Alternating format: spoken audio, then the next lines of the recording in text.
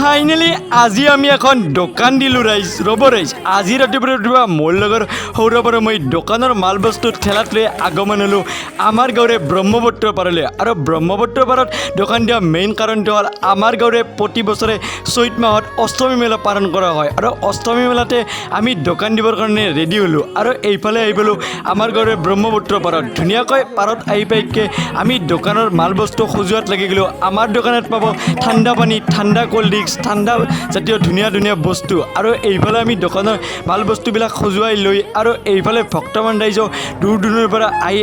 উপস্থিত হ'ল ইয়াত মানে আমাৰ ব্ৰহ্মপুত্ৰ পাৰত গংগা নদী আজি মিলন হোৱা বুলি কয় আৰু গংগামাৰ আশীৰ্বাদত গা ধুবৰ কাৰণে সকলো ভক্তমান ৰাইজেই বিভিন্ন দূৰৰ পৰা উপস্থিত হ'ল এইফালে আমাৰ দোকানৰ বিক্ৰী বাৰ্তা ধুনীয়াকৈ হৈ আছে আৰু আমি দোকানত বিক্ৰী বাৰ্তা কৰি ধুনীয়াকৈ শেষত গংগামাৰ আশীৰ্বাদ লৈ গা পা ধুই পূৰা দোকানৰ বস্তু লৈ ঘৰমুৱা হ'লোঁ ৰাইজ